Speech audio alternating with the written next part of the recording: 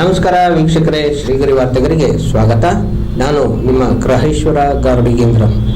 ದಿನಾಂಕ ಮೇ 17, 2026ರಂದು ಕಡಂಬಂ ಎಂ ರಮೇಶ್ ರವರ ಸಾರ್ಥಕ ಬದುಕು ಆತ್ಮಕಥನವನ್ನು ಶ್ರೀ ಶಿವರಾತ್ರಿ ದೇಶಿಕೇಂದ್ರ ಸ್ವಾಮೀಜಿ ಭಾನುವಾರ ಬಿಡುಗಡೆಗೊಳಿಸಿದರು.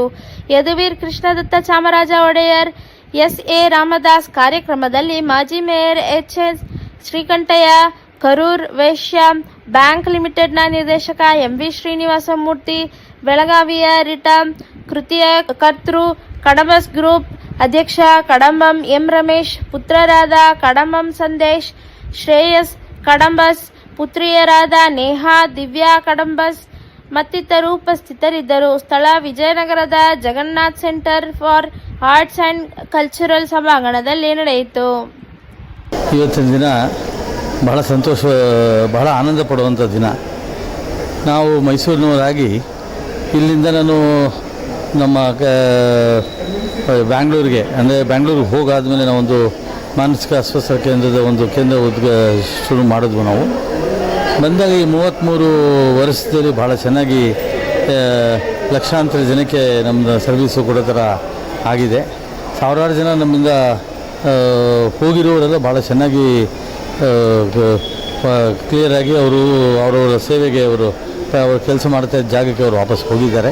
ಭಾಳ ಸಂತೋಷವಾಗಿರೋ ದಿನ.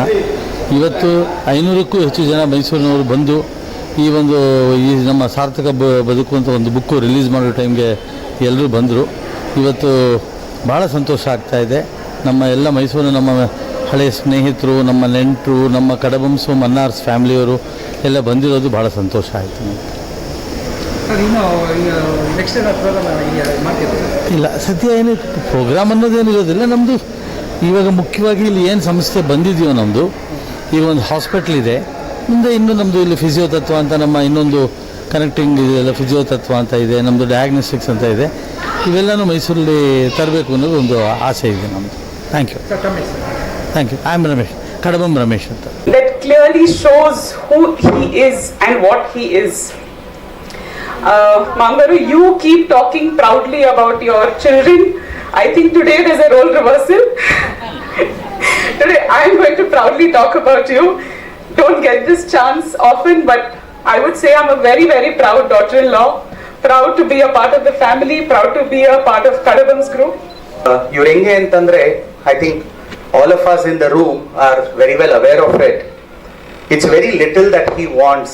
ಅವ್ರ ಬಗ್ಗೆ ನಾವು ಮಾತಾಡೋದಾಗಿರ್ಬೋದು, ಅವ್ರದ್ದು acknowledgement, most often than not it's the other side of the desk, ಬೇರೆಯವ್ರನ್ನ ಅವ್ರು ಅಕ್ನಾಲೆಜ್ ಮಾಡಿ it is they who have done it, it is you, is a common belief. The biography and this journey that came along, this gentleman who spoke, Dr. Sunil for me is, I don't know the choice of better words, is really a soul that drives and completes the wheel for a lot of things that I do. It's beyond the relationship of a colleague, at least between both of us. Sarthaka Bataku, a warm welcome and seeking blessings for everybody on the stage here today.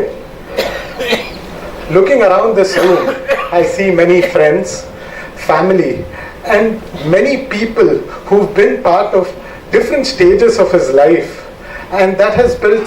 So he's been part of everything, and he seeks all your blessings and memories in everything he does. And your presence means a lot to us. ನಮ್ಮೆಲ್ಲರ ಹೃದಯದಲ್ಲಿ ಒಬ್ಬ ನಿಜವಾದಂತಹ ಮನುಷ್ಯ ಅನ್ನುವಂತಹ ಪದಕ್ಕೆ ಅರ್ಥವನ್ನು ಕೊಡುವಂತ ರೀತಿಯಲ್ಲಿ ಸಾರ್ಥಕ ಬದುಕನ್ನು ನಡೆಸಿರುವಂತಹ ಶ್ರೀ ರಮೇಶ್ ರವರ ಜೀವನದ ಚಿತ್ರಣವನ್ನು ಕೊಡುವಂತಹ ಪುಸ್ತಕ ಬಿಡುಗಡೆಯ ಕಾರ್ಯಕ್ರಮದಲ್ಲಿ ಸಾನ್ನಿಧ್ಯವನ್ನು ವಹಿಸಿರುವಂತಹ ಇಡೀ ವಿಶ್ವಕ್ಕೆ ವಿಶೇಷವಾಗಿ ಜ್ಞಾನದ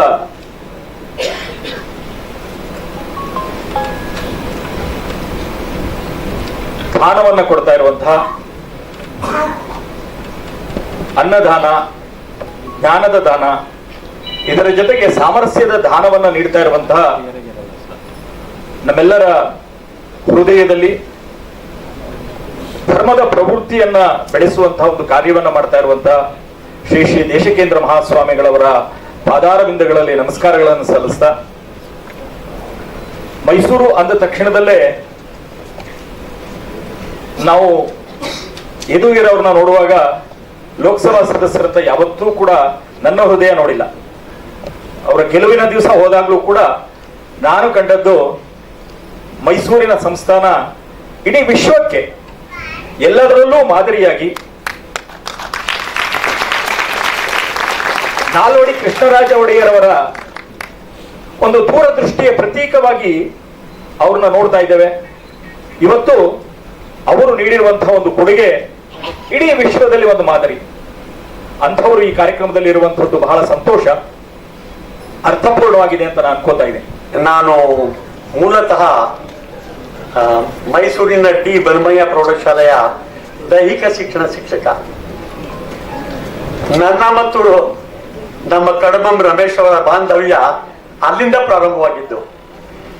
ಅವರು ಬನ್ಮಯ್ಯ ಪ್ರೌಢಶಾಲೆಯಲ್ಲಿ ವ್ಯಾಸಂಗ ಮಾಡ್ತಿದ್ದ ಸಂದರ್ಭದಲ್ಲಿ ನಾನು ಅಲ್ಲಿ ದೈಹಿಕ ಶಿಕ್ಷಣ ಶಿಕ್ಷಕನಾಗಿ ಕೆಲಸ ಮಾಡ್ತಾ ಇದ್ದೆ. ಬಹಳ ಅತೀವವಾದಂತ ಏನೋ ಒಂದು ಆಕರ್ಷಣೆ ರಮೇಶ್ ಅವ್ರು ಕಂಡ್ರೆ. ಅವ್ರದ್ದು ತಮ್ಗೆಲ್ಲ ಗೊತ್ತಿರೋ ಹಾಗೆ ಮೈಸೂರಿನಲ್ಲಿ ವಸೈರೀಸ್ ಒಂದು ಉದ್ಯಮ ನಡೆಸ್ತಾ ಇದ್ರು. ಆ ವಸೈರೀಸ್ ಉದ್ಯಮದ ಮುಖಾಂತರನೇ ನನಗೆ ಪರಿಚಯ ಆದವರು ಅವರು. ಮೈಸೂರಿನಲ್ಲಿ ಮಾಡ್ತಾ ಇದ್ದಂತ ಉದ್ಯೋಗದ ಜೊತೆಗೆ ಅವರು ನಮ್ಮ ಶಾಲೆಗೆ ವಿದ್ಯಾರ್ಥಿಯಾಗಿ ಬಂದು ಸೇರ್ಕೊಂಡಾಗ ಏನೋ ಆಕರ್ಷಣೆಯಿಂದ ಅವರನ್ನ ನನ್ನ ಬಾಂಧವ್ಯ ಬೆಳೆದು ಬಂತು. ಅವರು ಈ ಒಂದು ಕಾರಣದಿಂದ ನನಗೆ ಮೈಸೂರು ನಗರದಲ್ಲಿ ಮುಂದಿನ ದಿನಗಳಲ್ಲಿ ಮೈಸೂರು ಮಹಾನಗರ ಪಾಲಿಕೆಯ ಮೇಯರ್ ಆಗೋದಕ್ಕೆ ಅವಕಾಶ ಆಯ್ತು. ಮೇಯರ್ ಆಗಿ ಕೂಡ ಕೆಲಸ ಮಾಡಿದ್ದೇನೆ. ಮತ್ತೆ ದೈಹಿಕ ಶಿಕ್ಷಕರಾಗಿ ಸುಮಾರು ಸಾವಿರಾರು ಜನ ವಿದ್ಯಾರ್ಥಿಗಳನ್ನ ಆ ನಿಟ್ಟಿನಲ್ಲಿ ತಯಾರು ಮಾಡೋದಲ್ಲಿ ಪ್ರಯತ್ನ ಮಾಡಿದ್ದೇನೆ. I first met Ramesh around 1983 or so, when he was still a young bachelor living with his friends in a single room accommodation in Belgaum in my neighborhood. Our acquaintance grew through my late husband, Mr. Andy D'Souza, who shared a very close relationship with him. Shri Ramesh ಅವರ ಸಾರ್ಥಕ ಬದುಕು, ಇದರ ಬಗ್ಗೆ ಒಂದು ಅಂದರೆ ಅವರ ಜೀವನ ಚರಿತ್ರೆ, ಇದರ ಒಂದು ಬಿಡುಗಡೆ ಮಾಡುವಂಥದ್ದು ಸೌಭಾಗ್ಯ ನಮ್ಮೆಲ್ಲರಿಗೂ ಸಿಕ್ಕಿದೆ. ಅತ್ಯಂತ ಒಂದು ಶ್ಲಾಘನೀಯ ಒಂದು ವೃತ್ತಿ, ಅತ್ಯಂತ ಒಂದು ಅಪಾರವಾದಂತಹ ಒಂದು ಕೊಡುಗೆಯನ್ನು ನೀಡಿರೋರು ಮತ್ತು ಎಲ್ಲರಿಗೂ ತಿಳಿದಿರ್ತಕ್ಕಂಥ ಸಂಗತಿ. ನಮಗೆ ಆಶ್ಚರ್ಯ ಏನಂದ್ರೆ ಅಥವಾ ಒಂದು ಪ್ರೇರಣೆ ಏನಂದ್ರೆ, ಈ ಸಂಸ್ಥೆ ಶುರು ಆಗಿದ್ದು ನಾನು ಜನಿಸಿರೋವಂಥದ್ದು ಒಂದು ಸಮಯದಲ್ಲಿ, ನನ್ನ 1992ರಲ್ಲಿ ನಾನು ಜನಿಸಿರೋದು. ಅದೇ ಸಮಯದಲ್ಲಿ ಅವರು ಈ ಸಂಸ್ಥೆಯನ್ನು ಪ್ರಾರಂಭ ಮಾಡಿದ್ದಾರೆ. ಅಂದರೆ ನನ್ನ ಇಡೀ ಜೀವನವನ್ನು ಸತತವಾಗಿ ಒಂದು ಆರೋಗ್ಯ ಕ್ಷೇತ್ರ, ಮಾನಸಿಕ ಒಂದು ಆರೋಗ್ಯಕ್ಕಾಗಿ ಅವರು ಸಮರ್ಪಣೆ ಮಾಡಿರ್ತಕ್ಕಂಥದ್ದು ನಿಜಕ್ಕೂ ನಮ್ಮೆಲ್ಲರಿಗೂ ಒಂದು ದೊಡ್ಡ ಪ್ರೇರಣೆ ಅಂತ ಈ ಸಂದರ್ಭದಲ್ಲಿ ಹೇಳಲಿಕ್ಕೆ ಇಷ್ಟಪಡ್ತೀನಿ. ಇವತ್ತಿನಿಂದ ಅಧಿಕ ಜ್ಯೇಷ್ಠ ಮಾಸ ಪ್ರಾರಂಭ ಆಗಿದೆ. ಅದೇ ರೀತಿ ಅವರ ಜೀವನದಲ್ಲಿ ಅಧಿಕವಾದಂಥ ರೀತಿಯಲ್ಲಿ ಸೇವೆ ಸಲ್ಲಿಸಿರುವಂತಹ ರಮೇಶ್ ಕಡಂಬ ಅವ್ರ ಕುರಿತಾದ ಸಾರ್ಥಕ ಬದುಕು ಕೂಡ ಇವತ್ತು ಲೋಕಾರ್ಪಣೆಯಾಗಿದೆ.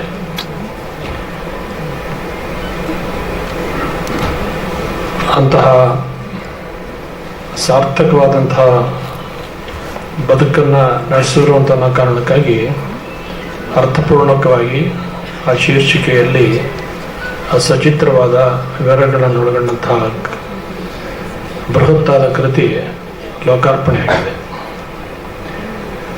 ನೀವು ಇನ್ವಿಟೇಷನ್ ಕೈಲಿ ಇಟ್ಕೊಂಡು ಹೋಗ್ಬೋದು, ಅನೇಕ ರೀತಿ ಪುಸ್ತಕಗಳನ್ನು ಕೈಲಿ ಇಟ್ಕೊಂಡು ಹೋಗ್ಬೋದು. ಅದರ ರಮೇಶ್ ಅವರ ಸಾರ್ಥಕ ಬದುಕನ್ನು ಓದಬೇಕು ಅಂದರೆ ಟೇಬಲ್ ಮೇಲೆ ಇಟ್ಟೇ ಓದಬೇಕು.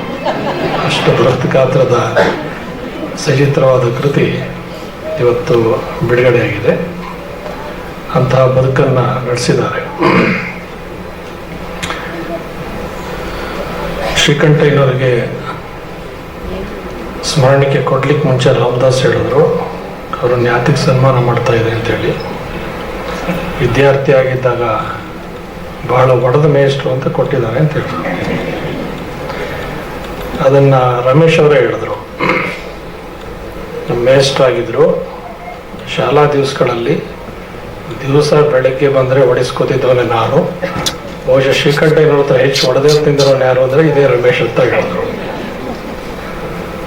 ಅದಕ್ಕೆ ಶ್ರೀಕಂಠಯ್ಯನವರು ಭಾಳ ಕ್ವಯಟಾಗಿ ಹೇಳಿದ್ರು, ಹಿ ವಾಸ್ ಓವರ್ ಆ್ಯಕ್ಟಿವ್ ಅಂತ.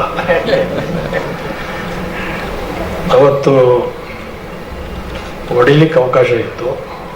ಹೊಡಿಸ್ಕೊಂಡ್ರೆ ಪೇಷಂಟ್ಗಳು ಸಾವಧಾನದಿಂದ ಕೇಳುವಂಥ ಸನ್ನಿವೇಶ ಇತ್ತು. ಹಾಗಾಗಿ ಬದುಕಿನಲ್ಲಿ ಒಳ್ಳೆ ಸಂಸ್ಕಾರಗಳನ್ನು ರೂಪಿಸ್ಕೊಡ್ಲಿಕ್ಕೂ ಸಾಧ್ಯ ಇತ್ತು. ಇವತ್ತು ಹೊಡೆಯೋಂಗಿಲ್ಲ, ಹೊಡಿಸ್ಕೊಳ್ಳುವಂಗಿಲ್ಲ. ಆ ಕಾರಣಕ್ಕಾಗಿ ಸಂಸ್ಕಾರಗಳನ್ನು ಕಳಿಸುವಂತಹದ್ದೇ ಪೋಷಕರಿಗೆ ಒಂದು ದೊಡ್ಡ ಸಮಸ್ಯೆ ಆಗುತ್ತೆ ಅಂತಕ್ಕಂತಹದ್ದು ಎಲ್ಲ ಹಿರಿಯರು ಒಪ್ಪುವಂಥ ಸಂಗತಿ.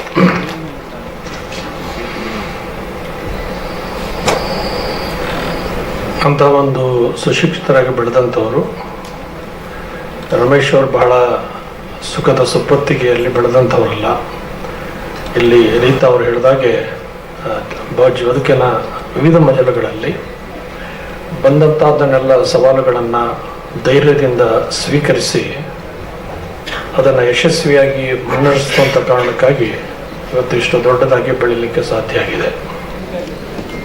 You started off your career when I think way back in 92, mental health, and that was not something which was a priority, and you learned psychology, and you came, and at that time the institution had very few inpatients or residents who were there. Now you see the organization has grown.